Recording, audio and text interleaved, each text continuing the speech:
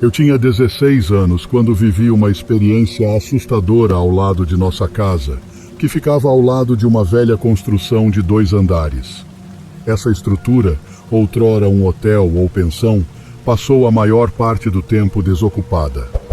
Durante todos os anos que moramos ali, apenas uma família se aventurou a morar nela, e mesmo assim por apenas alguns meses, até que saíram de maneira abrupta e misteriosa. Desde então, a casa permaneceu abandonada.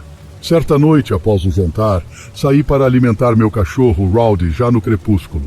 Normalmente, Rowdy me recebia alegremente, mas naquela ocasião, ele ficou parado, rosnando em direção à antiga casa, algo que fez os pelos da minha nuca se arrepiarem. Eu o chamei e ele veio abanar o rabo brevemente antes de voltar a se colocar entre mim e a construção abandonada, retomando seu rosnar. Olhando para a casa, inicialmente não vi nada em comum. No entanto, ao levantar os olhos para uma das janelas do 2º andar, algo inesperado aconteceu. Vi uma figura alta e magra olhando de volta para mim. Seu rosto era pálido e esquelético, com olhos profundos que emitiam um estranho brilho vermelho.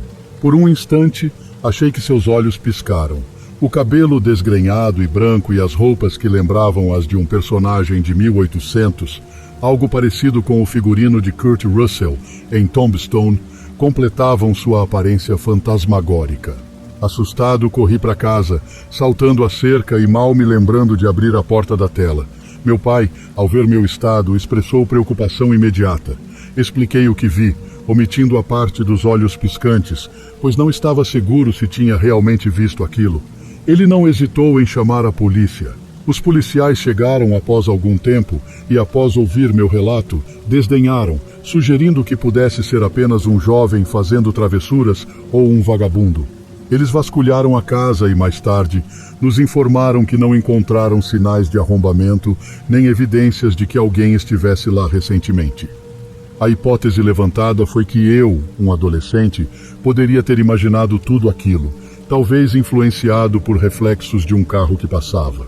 Nos dias seguintes, a curiosidade e a necessidade de confrontar meu medo me levaram de volta à casa.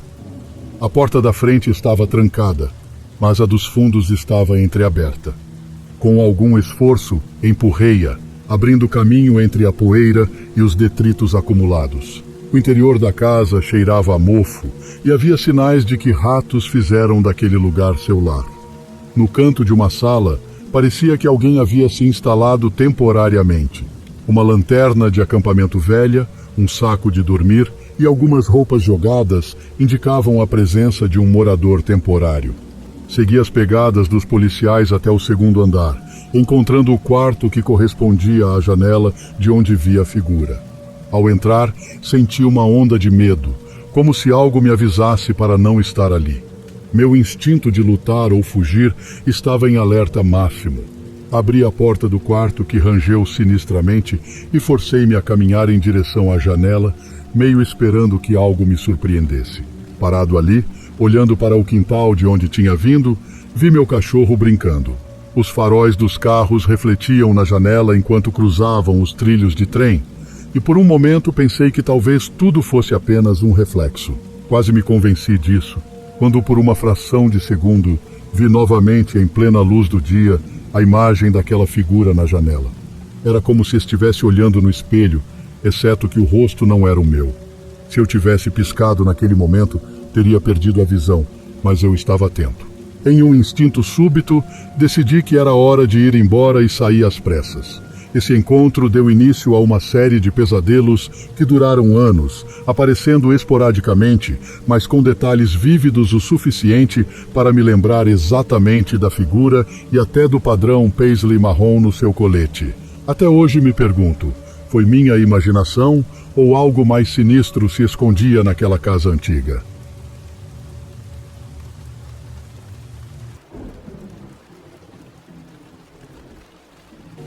Na época do MSN, eu tinha o hábito de ficar acordado até altas horas da madrugada, navegando na internet e conversando com amigos. Meu padrasto, que costumava acordar no meio da noite para verificar a casa, sempre insistia para que eu desligasse o computador e fosse dormir. Na maioria das vezes eu obedecia, mas em algumas ocasiões eu esperava ele voltar a dormir para continuar minha vigília online. Certa noite, tudo parecia seguir o mesmo roteiro. Meu padrasto acordou, viu que eu ainda estava no computador e me mandou desligá-lo. Esperei em silêncio, ouvindo seus passos se afastarem e o som abafado da porta do quarto se fechando. Liguei o monitor novamente, imerso na penumbra iluminada apenas pela tela brilhante. Não demorou muito para que um som estranho quebrasse o silêncio da casa. Um sibilo agudo e perturbador ecoou em meu ouvido. Assustado, olhei em volta, mas não havia ninguém por perto. Achei que fosse meu padrasto tentando me assustar para que eu finalmente fosse dormir, então ignorei e continuei a digitar. O silêncio voltou a reinar por alguns minutos, até que o sibilo se repetiu, desta vez mais alto e mais próximo, como se alguém estivesse sussurrando diretamente em meu ouvido. Um arrepio percorreu minha espinha. Levantei-me tomado pelo medo e decidi que era hora de ir para o quarto. Talvez meu padrasto estivesse certo e já era hora de descansar. Ao me aproximar do quarto da minha mãe, uma cena bizarra e aterrorizante se desenrolou diante de meus olhos. Meu padrasto estava de quatro no chão, com a cabeça baixa, em profunda oração. Minha mãe, por outro lado, estava sentada no meio da cama, chorando desconsoladamente. O ambiente estava carregado, pesado, como se uma presença maligna tivesse invadido o lugar. Naquele momento soube que algo estava terrivelmente errado. Minha mãe, entre soluços e lágrimas, estava manifestada, como diziam. Alguém havia feito um trabalho de macumba contra ela, e ela estava possuída por alguma entidade maligna. As palavras que ela proferia não eram dela, eram ameaçadoras e carregadas de dor. Ela dizia que as orações do meu padrasto estavam queimando-a por dentro.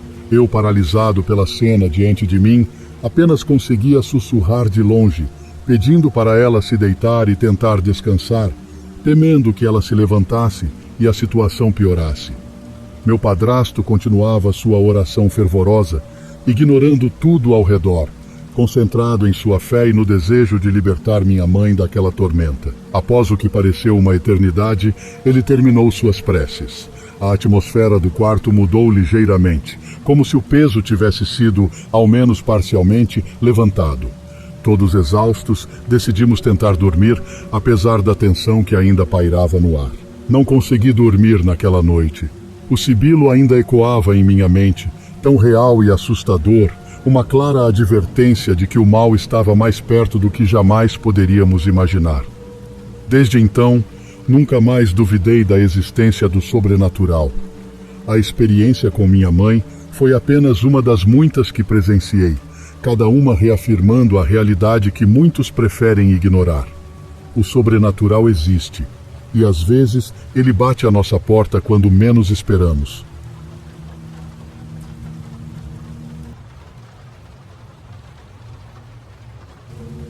Desde que nos mudamos para nossa atual residência há cerca de um ano, sempre senti uma atmosfera estranha permeando nossa casa. É uma construção antiga e sua aura de mistério se intensifica a cada dia. Em diversas ocasiões, senti como se houvesse alguém parado atrás de mim. Esse sentimento me colocava em um dilema. Por um lado, o medo me impedia de olhar para trás. Por outro, a curiosidade me instigava a virar rapidamente para confrontar seja lá o que fosse. Contudo, sempre hesito em fazer movimentos bruscos, principalmente porque meu gatinho, que adora repousar sobre meu ombro, possui garras bastante afiadas e definitivamente não gosta de surpresas. Tanto eu quanto meu marido já percebemos ruídos que ecoam do andar de cima, semelhantes a passos. Inicialmente, eu atribuía esses sons aos gatos correndo, mas ultimamente eles têm ficado sempre ao meu alcance visual. Certa vez, enquanto carregava uma chaleira cheia de água fervente, senti uma puxada repentina na manga, quase causando um acidente. Naquele momento, meu marido era a única outra pessoa na casa. Virei-me para ele e exclamei, irritada, sobre o risco que aquilo representava. Porém, ao inspecionar o ambiente, constatei que estávamos apenas eu e os gatos na cozinha. Meus felinos, aliás, estavam todos olhando fixamente para o ponto exato onde alguém deveria estar, mas não havia ninguém. Meu marido tentou aliviar a tensão, chamando esse estranho fenômeno de modo guarda-costas. Realmente, é incrível ter um séquito felino me seguindo, mas ouvir todos eles rosnando juntos para algo invisível ou vê-los fixar o olhar em um único canto, com as orelhas baixas e os rabos eriçados, transmite uma sensação assustadora. Eles têm demonstrado esse comportamento frequentemente e, curiosamente, apenas comigo. Enquanto todos continuam afeiçoando meu marido, eles se comportam de maneira diferente quando estou sozinha. Se eu sair de uma sala, não importa quão confortáveis eles pareçam, me seguem imediatamente. Os comportamentos individuais dos gatos também mudaram. Havok, por exemplo, um robusto gato de pelo cinza e branco, que pesa cerca de 6 quilos, tem dormido em meu travesseiro nos últimos 9 anos. Desde pequeno, quando cabia na palma da minha mão, até agora, quando ocupa mais espaço do que minha cabeça, ele se tornou um companheiro indispensável de sono. Durante a noite, o modo guarda-costas de Havok se manifesta quando ele, subitamente, se eriça e encara fixamente algo acima da minha cabeça. Às vezes, ele se posiciona sobre meu travesseiro como um chapéu peludo e zangado, permanecendo assim por alguns minutos antes de relaxar. Em outras ocasiões, ele não se acalma tão facilmente e começa a emitir um rosnado tão baixo que mais parece uma vibração. Se isso não for suficiente para afastar o que quer que o perturbe, ele avança para as minhas costas, adotando a posição de defesa entre minhas omoplatas. Mo, nosso gato resgatado há 6 anos e que estimo ter cerca de 12 anos, também tem mostrado mudanças. Ele sempre foi um pouco arredio, especialmente com mulheres, devido a maus tratos de sua primeira dona. Preferia a companhia do meu marido e até de colegas homens, mas recentemente ele começou a me seguir obsessivamente. Mo se desespera se tento fechar a porta de um cômodo onde estou, chegando ao ponto de gritar contra a porta até vomitar. Ele nunca foi tão dependente de minha presença antes. Dot, nossa única gata e ainda tratada como nossa gatinha, embora já tenha 2 anos, mudou seu comportamento de maneira notável. Antes dividia seu tempo igualmente entre mim e meu marido, mas agora parece frenética em manter contato físico comigo o tempo todo, chegando a pular de lugares altos, apenas para se acomodar nos meus ombros, como se eu fosse seu cavalo de confiança. Fomos informados de que o casal que alugava a casa antes de nós saiu abruptamente, sem deixar vestígios ou avisos, nem mesmo para o proprietário, que ficou bastante irritado com o estado deplorável em que deixaram a propriedade. Segundo relatos, eles promoviam festas barulhentas que frequentemente resultavam em chamadas policiais. Um conhecido dessas festas mencionou que os eventos eram mais rituais de uma igreja do que festas comuns. Quando perguntaram sobre a natureza desses rituais, ele apenas deu de ombros e se afastou sem mais explicações. Agora, diante dessas estranhas manifestações e histórias sobre o passado da casa, não posso deixar de me perguntar se algo não foi deixado para trás. Algo que talvez esteja provocando a inquietação de meus gatos. Será que estão realmente tentando me proteger de algo? O que você acha?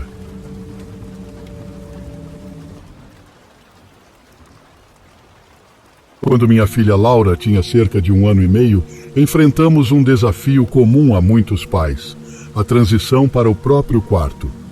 Desde o nascimento, ela havia dormido em um berço ao lado da nossa cama, compartilhando o quarto comigo e meu marido, Daniel. A frequente agitação de Daniel na cama e seus roncos ocasionais começaram a perturbar o sono de Laura, levando-nos à decisão de que era hora de ela dormir em seu próprio quarto. O quarto de Laura já estava montado antes mesmo de ela nascer, mas até então ela só havia dormido lá durante o dia, e mesmo assim, raramente. No dia em que decidimos iniciar a transição, Daniel saiu para trabalhar e eu me preparei para uma nova rotina. Sentei-me na poltrona confortável do quarto de Laura para amamentá-la, como de costume. Contudo, enquanto ela mamava, senti uma sensação perturbadora, como se alguém estivesse nos observando. Inicialmente, atribuí esse mal-estar à mudança de ambiente e à falta de costume de usar aquele espaço. Laura adormeceu durante a amamentação e eu a coloquei cuidadosamente no berço. Saí do quarto, desci e liguei o monitor de bebê. 10 minutos depois, ela despertou chorando. Imaginei que ela tivesse estranhado o ambiente e retornei para acalmá-la. Apesar dos esforços, Laura não voltou a dormir. Então a levei para o andar de baixo, onde ela adormeceu novamente no sofá. Encarei o ocorrido como apenas um dia difícil de adaptação. À noite, expliquei a situação para Daniel, que se propôs a tentar fazer Laura dormir em seu quarto. No entanto, a história se repetiu. 10 minutos após ser colocada no berço, Laura começou a chorar. Daniel passou 1 hora tentando acalmá-la, sem sucesso. Trouxemos Laura de volta para o nosso quarto, onde ela adormeceu instantaneamente. Concluímos que talvez ela preferisse o ambiente familiar do nosso quarto, mas ainda sentíamos que era melhor ela começar a dormir sozinha, dado que nosso movimento noturno a incomodava. No dia seguinte, durante a soneca da tarde, sentei novamente na poltrona do quarto dela e fui tomada pela mesma sensação desagradável de antes. Ignorando a sensação de paranoia, coloquei Laura no berço após ela adormecer. 10 minutos depois, ela estava chorando novamente. A noite seguiu o mesmo padrão, com Daniel tentando sem sucesso fazê-la dormir lá. No terceiro dia, enquanto tentava colocá-la para dormir novamente, algo ainda mais perturbador aconteceu. Enquanto a colocava no berço, senti um empurrão nas minhas costas. Assustada, corri para fora do quarto, mas então me lembrei de Laura e voltei correndo para buscá-la. Decidimos que ela passaria o resto do dia conosco no andar de baixo. Naquela noite, enquanto Daniel tentava colocar Laura para dormir, eu ouvi pelo monitor ela chorando incontrolavelmente. De repente, ouvi Daniel dizer algo que me deixou perplexa. Saí da cama, abri a porta e encontrei Daniel sentado no chão, com Laura adormecida, aparentemente confuso com minha reação. Eu estava chorando e expliquei que tinha ouvido ele dizer algo que não condizia com sua natureza gentil e carinhosa. Ele negou ter dito qualquer coisa e eu me senti ainda mais confusa e assustada. Convenci Daniel de que algo não estava certo com o quarto de Laura e me recusei a deixá-la dormir lá. No dia seguinte, enquanto Daniel estava no trabalho, liguei para minha irmã, que tinha experiência com fenômenos paranormais. Ela me aconselhou a fazer uma limpeza espiritual no quarto. Quando Daniel retornou, realizamos juntos a limpeza. Ele usava incenso para purificar o ambiente, enquanto eu espalhava sal pelos cantos e recitava uma oração especial. Durante a limpeza do quarto de Laura, algo extraordinário aconteceu. Enquanto finalizávamos a oração, Laura, que estava ao meu lado, acompanhou com os olhos algo que parecia sair do quarto e passar por mim. Ela bateu palmas e disse: "Tchau, tchau." Fiquei atônita, mas aliviada. Desde então, Laura não teve mais problemas para dormir em seu quarto. Não sei explicar o que era, mas estou grata por termos conseguido eliminar o que quer que estivesse lá.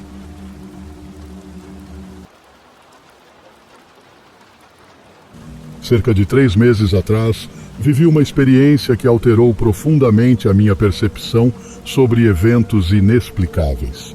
Estava regressando de uma visita à casa do meu segundo filho mais velho, num final de tarde ainda iluminado pelo crepúsculo. A estrada estadual por onde eu viajava cortava uma região rural pontilhada de campos de milho e densas florestas, caracterizada por suas várias colinas. Naquele dia, o tráfego estava relativamente leve, tornando a viagem bastante tranquila até eu encontrar um bloqueio inesperado. Um caminhão de bombeiros interditava completamente a via, sinalizando um incidente sério à frente. Conhecendo bem as rotas alternativas da região, consegui desviar do bloqueio sem grandes dificuldades. Curioso para entender o que havia ocorrido, Enviei uma mensagem a um conhecido que trabalha no departamento do xerife local. Enquanto aguardava a resposta, uma sensação inquietante de que eu deveria permanecer nas proximidades me dominou. Decidi, então, dirigir-me a um cemitério próximo, um lugar onde eu frequentemente ia para gravar vídeos e áudios, uma espécie de hobby pessoal. Não demorou muito para receber a resposta do meu contato. Tratava-se de um terrível acidente de trânsito envolvendo um carro e um caminhão, com uma vítima fatal, uma mulher da região. Justamente quando estacionei no cemitério, recebi outra mensagem dele, desta vez com 2 fotos anexadas. Relutante, abri os anexos e me deparei com uma cena devastadora. O veículo da mulher estava irreconhecível e ela estava visivelmente presa entre as ferragens. Nas fotos, 2 bombeiros e um médico legista inspecionavam o carro, todos com expressões de profundo pesar. A imagem era forte. O caminhão de bombeiros e outros veículos de emergência compunham o fundo junto às árvores. Sabendo o nome da motorista falecida, devido às interações passadas relacionadas à minha carreira anterior, senti um peso ainda maior ao olhar para aqueles registros. Enquanto observava as fotos no cemitério, algo dentro de mim insistia que eu estava perdendo um detalhe importante naquela imagem. Uma voz interior me impelia a examinar mais de perto. Decidi aumentar o zoom na foto, focando nos socorristas ao lado da porta do motorista. Foi como se algo, ou alguém, quisesse que eu continuasse olhando. E então, em um momento de clareza misturado com horror, todos os pelos do meu corpo se arrepiaram e uma náusea intensa tomou conta de mim. Não havia dúvida. A mulher que eu conhecia, mesmo que anos atrás, aparecia na foto atrás dos socorristas, olhando para dentro do carro. O rosto dela expressava um choque profundo, como se ela visse seu próprio corpo destroçado. Parecia perguntar a si mesma o que tinha acontecido, o que tinha feito e o que seria agora de sua filha. Tirei um print da imagem ampliada e no dia seguinte mostrei ao xerife. Antes de mostrar-lhe a imagem, ele me contou detalhadamente sobre o acidente, mas nada me preparou para sua reação ao ver a foto. Ele empalideceu instantaneamente e confirmou sem hesitar. Era ela, sem dúvida, mas isso não era possível, pois ela já estava morta quando a foto foi tirada. Compartilhei essa imagem com um número restrito de pessoas, sempre preservando a privacidade da família da falecida. Todos que a viram reagiram da mesma maneira. Surpreendentemente, na foto, ela parecia mais jovem, com seu cabelo na cor e estilo originais. Em 23 anos de carreira, lidando com a morte de maneira frequente, nunca havia me deparado com algo tão inexplicável. Esse incidente me fez questionar muito do que entendo sobre o mundo e a linha tênue que separa a vida da morte.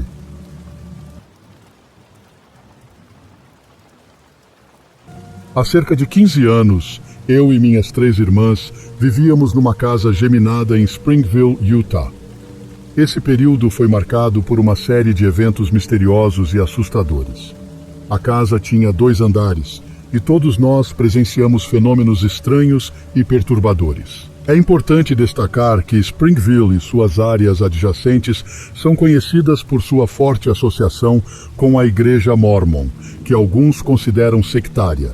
Interessante mencionar também que o bairro foi construído sobre um antigo cemitério. Gostaria de começar compartilhando algumas experiências do meu pai. Certa noite, enquanto dormia no andar de baixo, ele sentiu algo que parecia um abraço.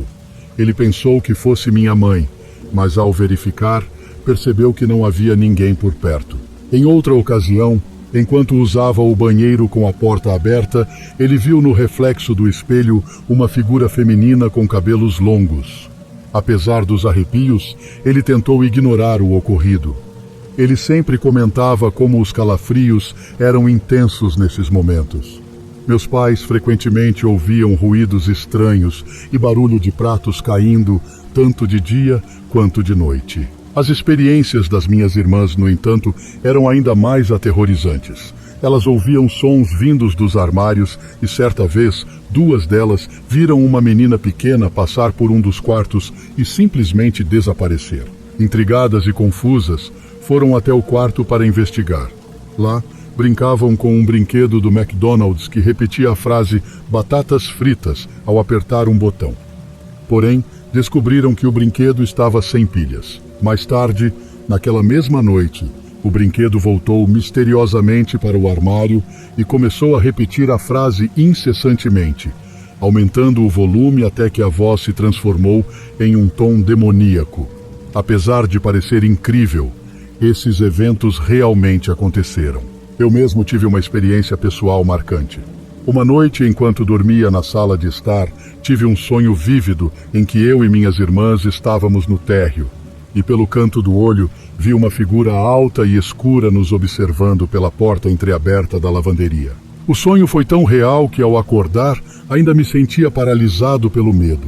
Na manhã seguinte, descobri que a porta dos fundos, que dava para a lavanderia, estava aberta, apesar de eu ter certeza de tê-la trancado.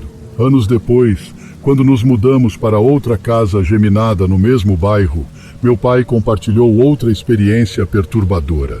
Enquanto a antiga casa estava à venda, ele viu às 2 da manhã uma mulher com cabelos longos entrar no banheiro da casa vizinha, que deveria estar vazia. Isso foi particularmente alarmante, pois não havia explicação lógica para a presença de alguém ali naquele horário. Essas histórias foram compartilhadas muitos anos após termos deixado aquela área, mas o que mais me perturba é que, até hoje, eu e minhas irmãs temos sonhos recorrentes sobre essas casas. Sonho frequentemente que estou sendo sugado para o banheiro ou que estou sendo observado. Minhas irmãs têm sonhos semelhantes, nos quais veem pessoas olhando ou as perseguindo.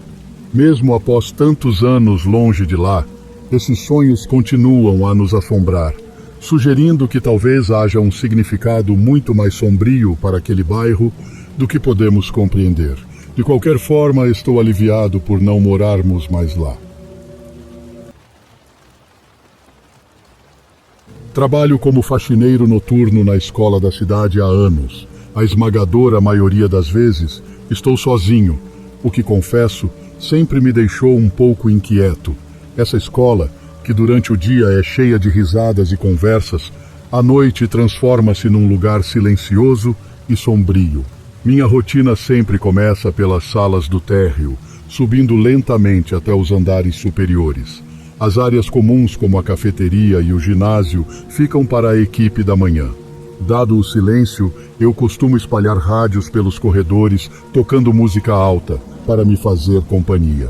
Uma noite, no entanto, ocorreu algo que mudou completamente minha percepção de tranquilidade no trabalho. Enquanto passava pano no chão de uma das salas de aula no 2º andar, algo estranho chamou minha atenção. A escola tem o formato de um U, de modo que você só pode passar de um lado ao outro através do corredor central. Foi então que vi, do lado completamente oposto ao meu, as luzes de uma sala de aula se acenderem. Não estou falando de luzes esquecidas. Estou falando de luzes que eu tinha certeza de ter apagado. Meu coração disparou. Congelei por um momento observando. Vi uma silhueta se mover em frente à janela. A figura parou e ficou me encarando, imóvel, do outro lado.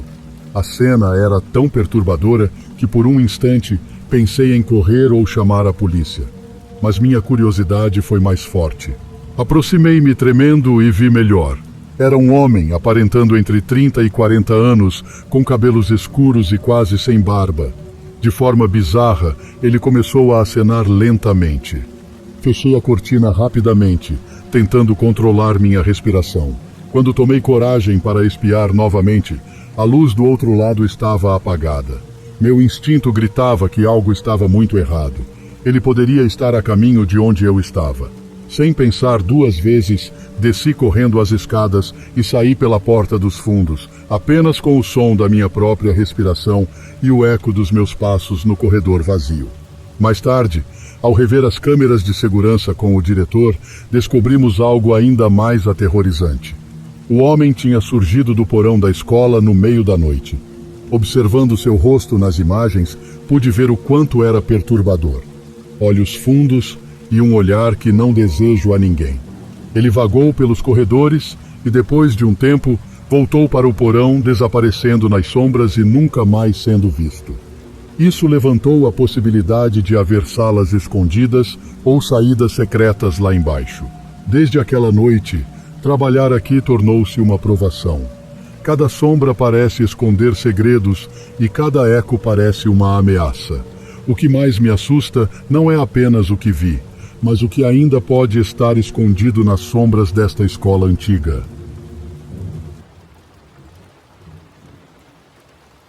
Deixe-me transportá-lo de volta no tempo até Birmingham, no ano de 1998.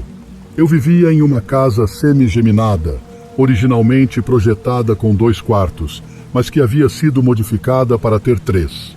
O primeiro incidente desta narrativa, que após algumas pesquisas, suspeito que possa ter sido um caso de paralisia do sono, mas deixarei que você julgue por si mesmo se essa teoria faz sentido ou não. Eu tinha apenas 8 anos naquela época e lembro-me vividamente de uma noite em que acordei subitamente. Ao despertar, senti algo que se assemelhava a uma unha longa, arranhando meu couro cabeludo, vindo de trás da minha cama. Esse episódio foi tão traumático que desde então não consigo dormir sem cobrir o espaço atrás da minha cama. Frequentemente eu me encontrava acordando embaixo da cama, no meio da noite, sem explicação aparente. Certa vez, acordei preso atrás da cabeceira, sentado em posição ereta, um evento que só pode ter ocorrido enquanto eu dormia. Outros fenômenos estranhos também marcaram minha infância naquela casa. Eu ouvia sussurros quase inaudíveis ao meu ouvido enquanto deitado. Sentia constantemente como se alguém estivesse me observando e ouvia passos subindo e descendo as escadas sem ninguém à vista. Em uma ocasião, meus 2 cães começaram a latir e rosnar para o teto, como se seguissem algo invisível movendo-se pelo cômodo. Meus pais e meu irmão nunca pareciam notar esses acontecimentos, talvez por eu ser o mais curioso ou sensível a fenômenos desse tipo. Avançando alguns anos, quando eu tinha 15 anos, uma colega da escola desenvolveu uma obsessão por mim.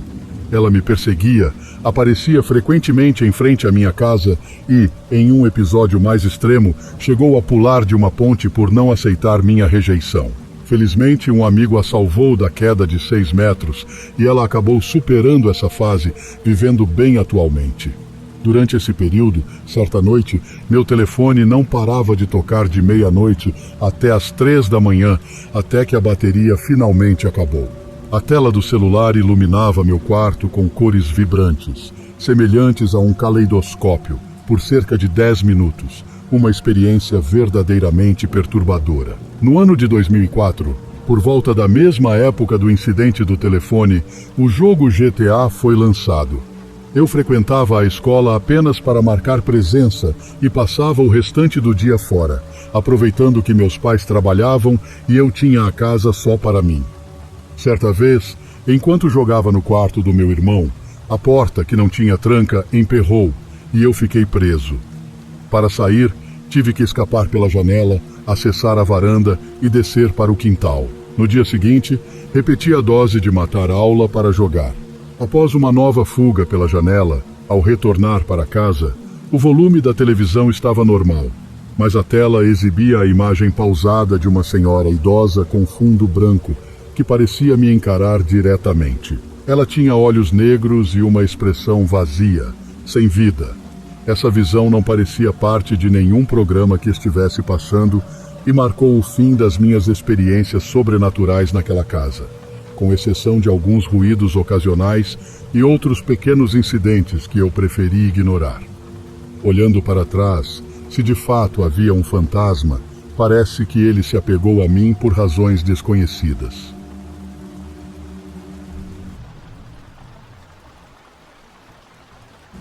Eu sou a filha mais nova de uma família hispânica, e meu pai era um homem cheio de relatos fascinantes e aventurosos, alguns dos quais me assombravam durante a infância.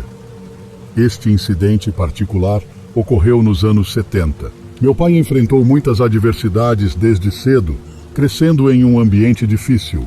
Ele era de baixa estatura e descendente de japoneses, conhecido por sua natureza agressiva e destemida, e possuía uma atitude intimidadora de quem não se deve provocar. Aventureiro, ele sempre estava ao ar livre, frequentemente armado e tinha um hábito regular de beber mais do que gostaria de admitir. Numa noite específica, nas montanhas arborizadas da Sierra Madre, no México, onde vivíamos, meu pai retornava para casa a cavalo, um trajeto que normalmente levava cerca de 2 horas. Em seu estado embriagado, ele começou a ouvir alguém chamando seu nome de dentro dos bosques, com uma voz rouca e inquietante.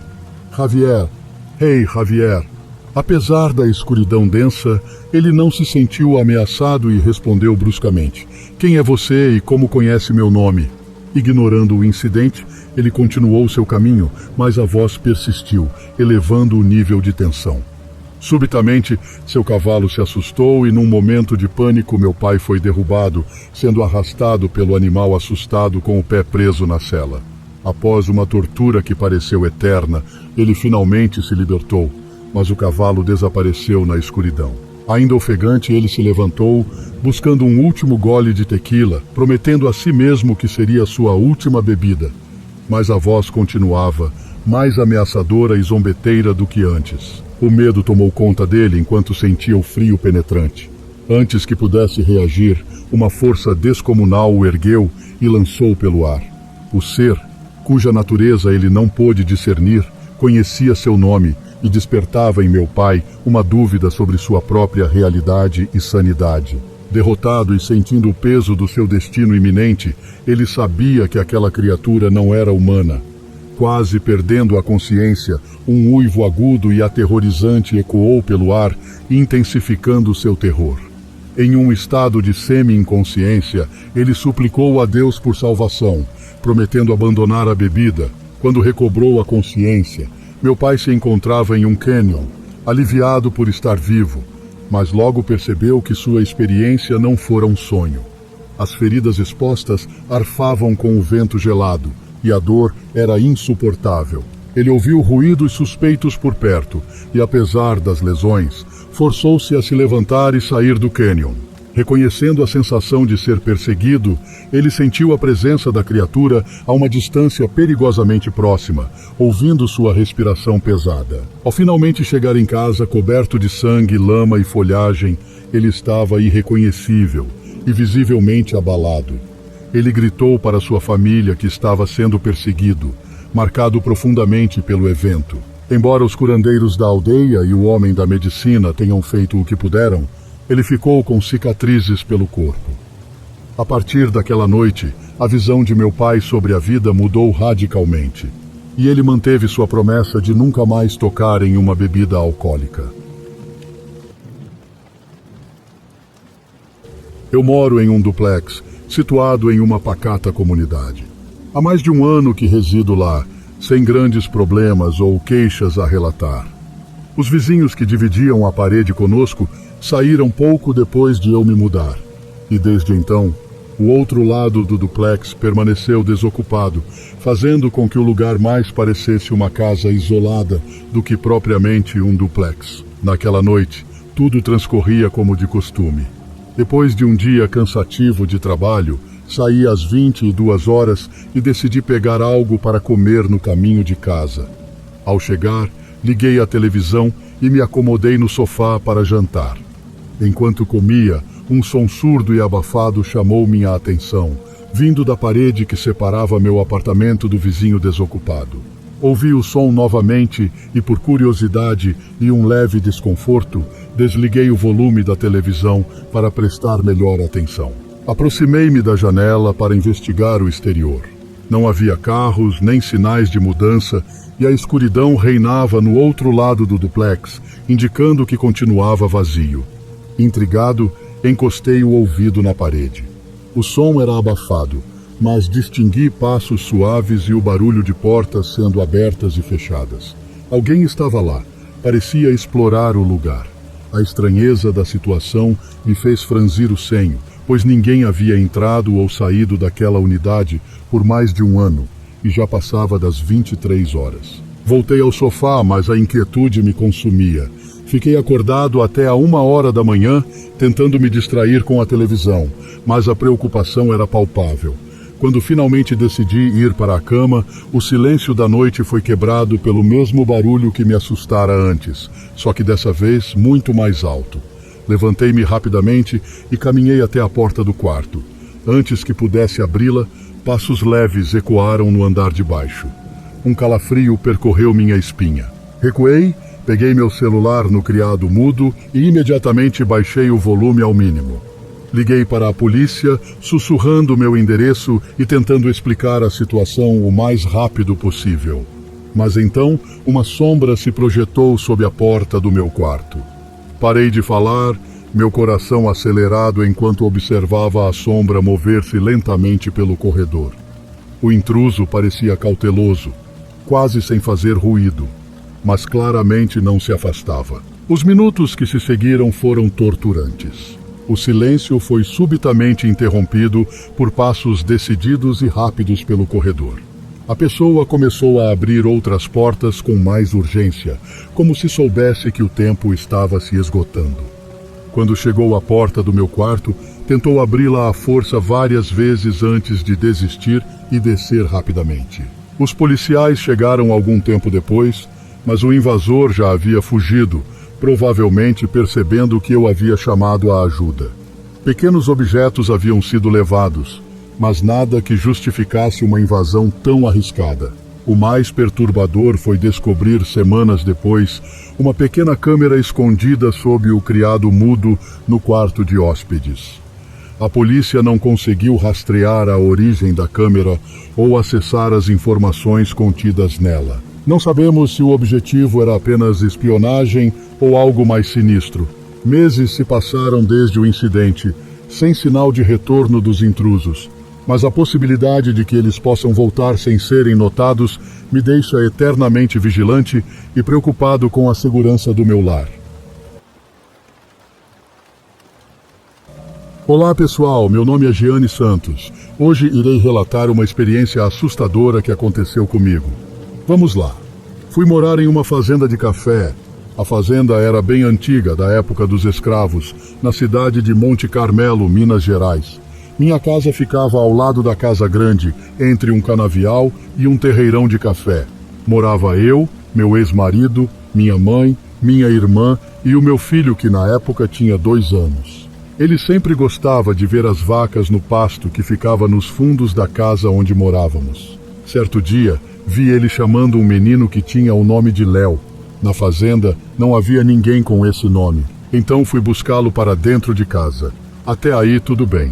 Ao cair da noite, fiz mamadeira para ele e o coloquei para dormir. Eram umas 8 da noite. Minha mãe e minha irmã estavam na casa do gerente, que também morava na fazenda. Lá, haveria uma reza que já era tradição da fazenda, sempre após as colheitas de café, quando tiravam safra boa. Passou um tempo, acordei e olhei no relógio, eram 1h30 da manhã. Minha mãe havia chegado, mas minha irmã não vi, então não me importei. Deitei novamente. De repente, escutei a porta abrir e barulhos de correntes arrastando no chão da casa. Não tive medo porque achei que tinha sido minha mãe que tinha chegado. De repente, minha mãe e minha irmã, assustadas, perguntaram se tinha sido meu ex-marido que tinha chegado da outra fazenda. Nessa hora, fiquei com medo. Ficamos em cima da cama, assustadas. Minha mãe disse que a porta estava fechada e a corrente que trancava a porta estava no mesmo lugar que ela havia colocado, porque elas entraram pelos fundos da casa. Nós ouvimos os móveis se moverem de lugar na sala e começaram a jogar água no chão. E de repente, ouvíamos vozes bem baixinho. Nós saímos do quarto e quando fomos lá, não havia nada. Estava tudo no lugar de sempre. Fiquei com medo. Minha mãe dormiu comigo no quarto e minha irmã. De manhã, quando meu marido chegou, falamos para ele e ele riu de nós, dizendo que aquilo era nossa imaginação porque a casa era velha. Bom, fiz o almoço como de costume, todo mundo almoçou, menos meu menino. Tentei dar comida para ele e ele começou a chorar do nada. Perguntei o que tinha acontecido e, mais uma vez, ele disse que o Léo estava querendo comer a comida dele. Eu briguei com ele e falei que o Léo não existia, que ele tinha que parar de dar birras. Passaram-se uns dias. Ninguém viu mais meu menino falando nesse Léo e nós não vimos mais nada dentro de casa. Lembro como se fosse hoje. Chega a dar calafrios ao contar esse relato. Meu marido estava deitado na varanda da casa em uma rede. De repente, bateram no pé dele que estava para fora da rede. Eu estava na sala assistindo TV quando vi um vulto correndo para dentro de casa e entrando no meu quarto.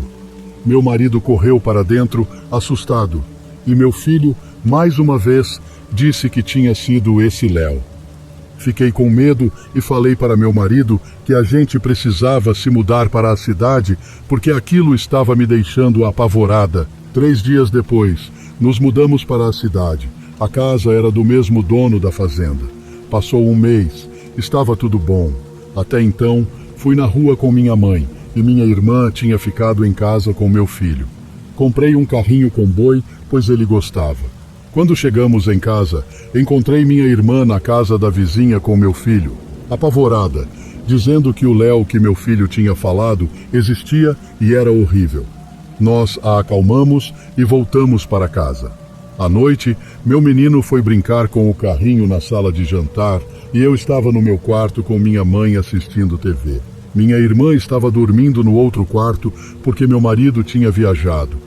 Meu filho entra no quarto chorando, dizendo que o Léo tinha quebrado o carrinho dele. Gente, o carrinho estava todo quebrado, como se alguém tivesse quebrado com os pés. Minha mãe virou para a porta do quarto e falou assim: Léo, seja lá quem você for, vá embora.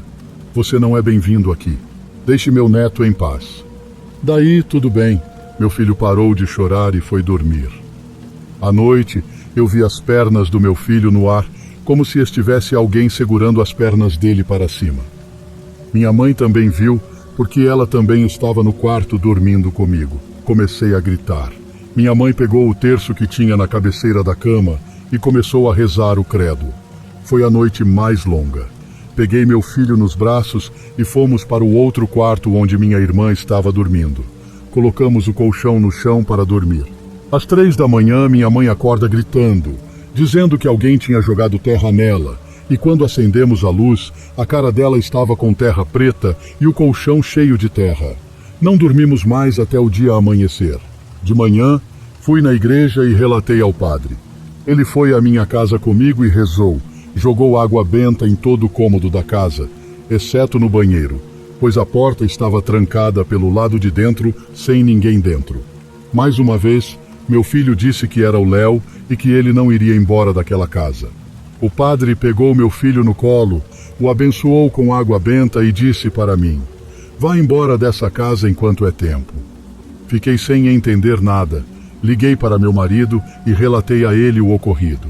Ele mandou nós ficarmos na casa da irmã dele até ele chegar de viagem. 3 dias depois, ele chegou e disse que uma cigana avisou para ele que o mal estava querendo meu filho e o outro que eu estava esperando. Fiquei surpresa, eu falei: não estou grávida. Fomos à farmácia e comprei um teste de gravidez. Para minha surpresa, eu estava grávida. A mulher também disse para ele que era um espírito obsessor que veio da fazenda. Fui embora dessa cidade. Hoje moro em outra cidade, graças a Deus. Nunca mais vi nada, nem eu, nem meu filho, que hoje está com 14 anos, e minha filha, a qual eu estava grávida, hoje ela tem 11 anos. Depois de todos esses anos, ainda penso naquela época com uma mistura de alívio e curiosidade. O fato de que mudamos e conseguimos encontrar paz em outra cidade sempre me faz refletir sobre o poder de tomar decisões corajosas em momentos difíceis. Minha filha, agora com 11 anos, cresceu livre dos horrores que enfrentamos naquela casa. Ela é uma criança feliz e saudável, e meu filho superou seus medos antigos. Ainda que as lembranças daquela época sejam assustadoras, elas nos ensinaram sobre a força e a resiliência que possuímos como família. Sou uma mulher de 26 anos e gostaria de relatar um evento preocupante que aconteceu em outubro do ano passado, quando as temperaturas começaram a cair e experimentamos vários dias seguidos de chuva ininterrupta.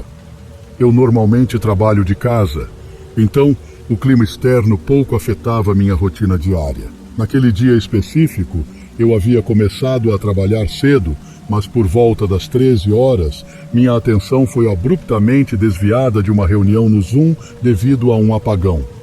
Imediatamente percebi que o problema era geral em minha casa, e não apenas um problema isolado no meu computador, pois as luzes também se apagaram. Instintivamente, usei meu celular como uma lanterna e me aproximei da janela para verificar se o mesmo havia ocorrido com os vizinhos. Apesar do céu escurecido pelas nuvens densas e da chuva torrencial, pude observar que as residências adjacentes ainda estavam iluminadas. Isso aumentou minha preocupação de que houvesse algo seriamente errado especificamente com a instalação elétrica da minha casa. Sem hesitar, saí do meu escritório no andar superior e desci, pegando uma lanterna mais potente no caminho, e me dirigi ao porão, que era um espaço ainda não totalmente acabado e cheio de caixas de armazenamento. Com dificuldade, naveguei pelo espaço escuro até alcançar o painel elétrico, onde observei que o disjuntor principal estava desligado. Embora não fosse muito versada em questões elétricas, sabia que normalmente os disjuntores poderiam simplesmente ter se deslocado, e não completamente desligado. Com um rápido movimento, reativei o disjuntor, e para meu alívio, a energia foi restaurada e tudo parecia voltar ao normal. Fechei o painel e retornei ao meu escritório para reiniciar meu trabalho. Continuei meu expediente até tarde, preparando-me intensamente para uma apresentação importante no dia seguinte. Somente encerrei minhas atividades às 20 horas, notando que a tempestade persistia lá fora, agravada pela escuridão da noite, fazendo com que cada relâmpago iluminasse dramaticamente através das janelas. Ao me levantar e abrir a porta do escritório, percebi alguns ruídos vindos do andar de baixo. Inicialmente, desconsiderei, atribuindo-os ao vento forte que poderia estar batendo algo contra a casa. No entanto, ao alcançar o final da escadaria, a energia se interrompeu novamente, surpreendendo-me e provocando uma sensação de medo. Parei para ouvir qualquer sinal que pudesse explicar a causa da queda de energia, mas tudo o que podia ouvir era o som da chuva e dos trovões. Os barulhos anteriores haviam cessado completamente. Com um sentimento de urgência, peguei novamente a lanterna e me aproximei cautelosamente da porta do porão. Ao abrir a porta e descer, o som da tempestade ecoava intensamente pelo espaço mais do que antes. Iluminei com a lanterna enquanto caminhava entre as caixas em direção ao painel elétrico novamente, mas notei algo alarmante. Uma poça de água formava-se sob o painel. Enquanto me aproximava, o feixe de luz revelou mais áreas úmidas no concreto, e ao alcançar as caixas empilhadas, observei que a janela de ventilação estava aberta, permitindo que a água fluísse pela parede interna do porão. Minha preocupação se transformou em pavor quando vi pegadas lamacentas sobre as caixas, indicando que alguém as havia usado para entrar ou sair pela janela. Desesperadamente, iluminei o resto do porão, temendo que alguém pudesse estar escondido, observando-me atrás das caixas. Em um impulso de pânico, corri para as escadas e subi, trancando-me em meu carro estacionado na garagem e chamando a polícia imediatamente. Eles chegaram em 10 minutos, vasculharam a casa e, embora não encontrassem ninguém, confirmaram que houve uma invasão, como evidenciado pelos parafusos soltos no poço da janela. Eles reajustaram a janela para evitar mais entradas de água e me aconselharam a mantê-los informados caso surgissem novos detalhes. O incidente me deixou sem respostas sobre quem poderia ter invadido minha casa ou suas intenções. É particularmente perturbador pensar que, quando a energia foi cortada mais cedo, o invasor poderia estar a poucos metros de mim no porão, escondido na escuridão, enquanto eu permanecia alheia à sua presença, possivelmente por horas.